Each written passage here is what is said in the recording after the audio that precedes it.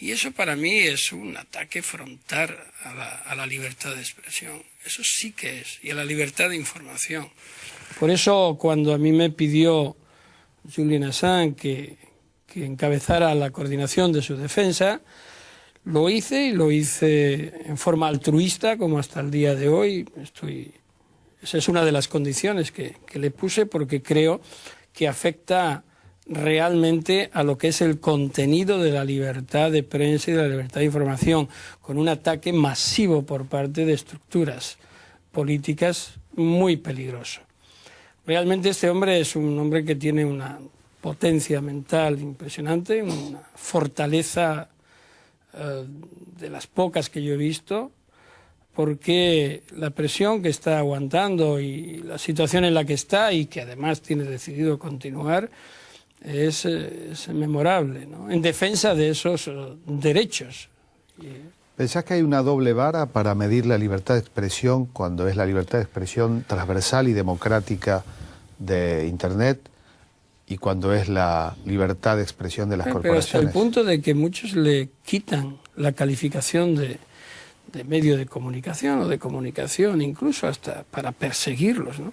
Normativa estadounidense que está en esa línea y en otros países, ¿no? Es decir, cuando no hay control sobre algo, ese algo molesta, perturba.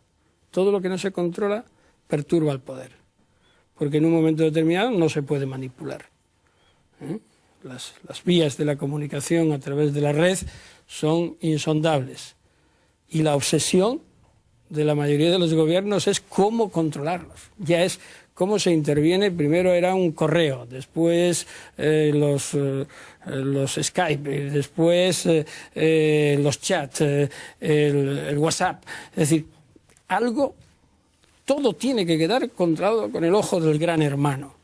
Y lo hemos visto en otro caso, como es el de Snowden, ¿no?, donde millones de personas han sido sometidas a vigilancia electrónica y demás. Eso es tremendo. Y sin embargo, como que no pasa nada, ¿no? Ahí volvemos otra vez a la banalización del mal. Dice, bueno, esto... Es decir, yo aconsejaría a todos nuestros amigos y amigas que nos oyen y nos ven y están aquí, que recuperen el libro de George Orwell, 1984. Claro.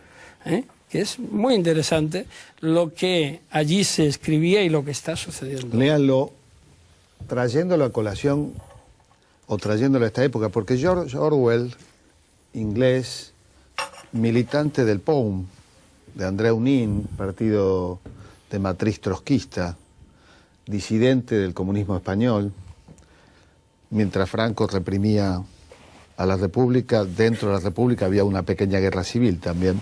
Se va Orwell muy desilusionado y escribe dos grandes libros, Granja de Animales o Animal Farm. Ahora, Orwell pensaba que el hermano mayor, este gran hermano, iba a ser el estalinismo. Claro, se equivocó en ese sentido. ¿No? Es decir, claro, porque el hermano mayor falleció para los y tiempos, el estalinismo duró lo que una vida normal de 73, 74 años, y luego fue superado por un hermano mayor, que es este el problema, al margen del control ideológico de masas, el ansia de control sobre los medios de comunicación y la comunicación a veces es impactante, y tiene dos vertientes. Una, el Estado cuando equivoca su planteamiento, cuál es el caso del que estamos hablando ahora, y dos, las corporaciones cuando asumen su propio poder y quieren desarrollarlo. A mí no se me olvida nunca una conversación con quien prologa El alma de los verdugos, que es el Premio Nobel de Literatura, Saramago, ¿no? José Saramago, querido amigo ya desaparecido, que me decía, Baltasar, no te olvides que el último presidente de los Estados Unidos fue Bill Clinton. A partir de ahí, quien domina son las corporaciones. Dice, ya no hay presidentes en Estados Unidos, son las corporaciones las que lo gobiernan todo, y los presidentes se someten a las mismas. De modo que cuando hay algún presidente que planta cara a una corporación, ese hecho en sí mismo es memorable. O sea, que aquello de achicar el Estado, desagrandar la nación es mentira. Achicar el Estado, sobre todo en los países llamados periféricos, es agrandar el poder de las corporaciones. Claro.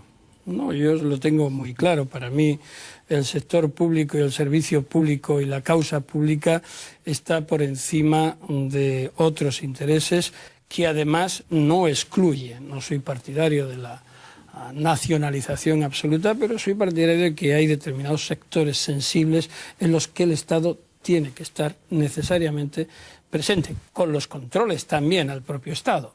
Es decir, todo es un juego de equilibrio. No se trata de darle el poder que denunciamos en estos textos, sino todo lo contrario. ¿Cuál de los tres poderes es más vulnerable al peso de las corporaciones? ¿Se podría establecer una reflexión? ¿El Ejecutivo, el Legislativo, el Judicial? Yo creo que por igual. Yo creo que por igual. Las corporaciones no distinguen, seleccionan. Es decir, buscan el objetivo. Esto es lo mismo. No quiero que después no vengan contra mí algunos porque digan Garzón equiparó crimen organizado a las corporaciones. No. Corporaciones y digo, es muy parecido a lo que acontece en el crimen organizado. El crimen organizado, la diferencia es que está en la ilegalidad. Las grandes corporaciones están en la legalidad, o al menos con apariencia de legalidad, pero cada uno busca su espacio, el espacio de influencia. Es impresionante. Hay un libro de Michael J. Sandel, es un filósofo norteamericano, profesor de Harvard y natural de Indianápolis, de Minnesota, en que se dicen lo que el dinero no puede comprar. Es el último libro que... Y es impresionante porque uno sabía, ¿no?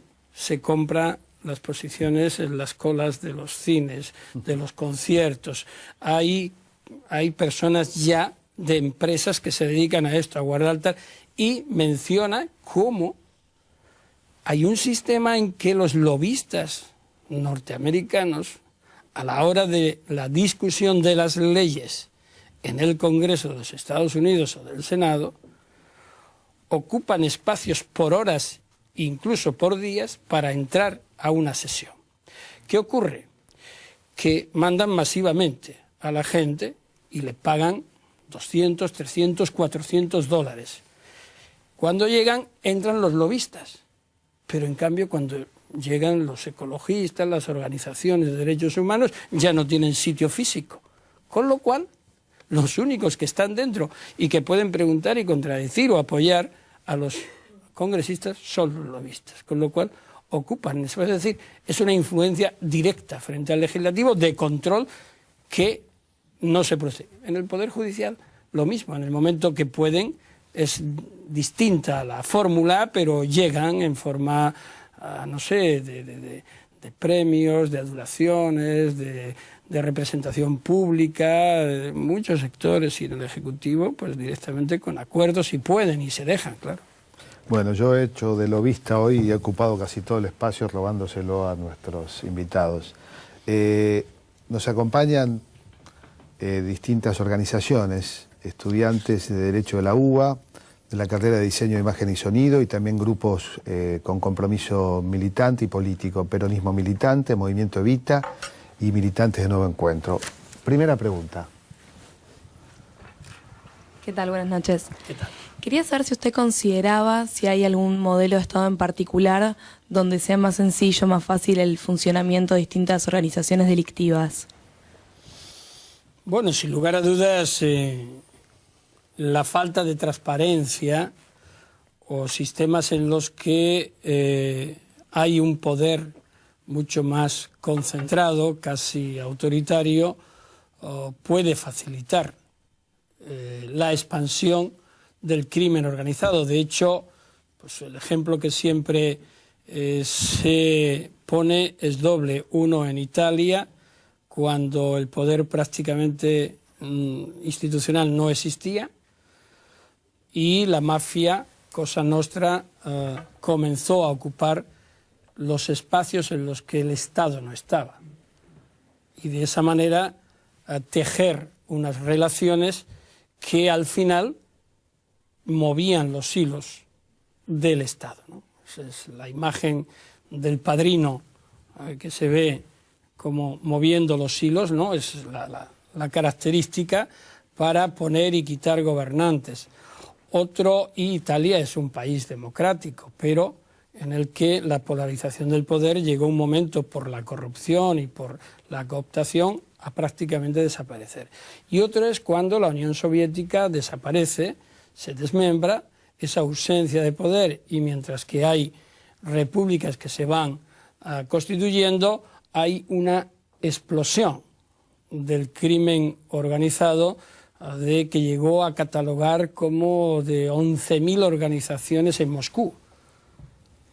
También China, por ejemplo, que es un país centralista, de control absoluto, tienes las tríadas chinas, que son organizaciones ancestrales. Pero te vas a Japón y hay la corrupción consentida con los yakuzas japoneses, que ya están y forman parte del staff oficial a determinados niveles. Es decir, realmente no es que haya uno más fácil que otro, sino que el crimen organizado sepa penetrar mejor.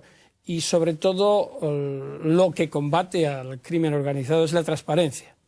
Es decir, establecer controles dentro y fuera de la administración y de cualesquiera de los poderes. Un control de la gestión, por ejemplo, externa del Poder Judicial y de los temas económicos del Poder Judicial es fundamental. Una agencia de investigación dentro de la propia estructura de la administración sobre temas de corrupción con participación ciudadana es fundamental. Bueno, con la sensación de que quedan muchas preguntas por hacer y con la satisfacción de las respondidas, te agradecemos mucho la presencia esta noche en Puerto Cultura. Gracias. Muchísimas gracias.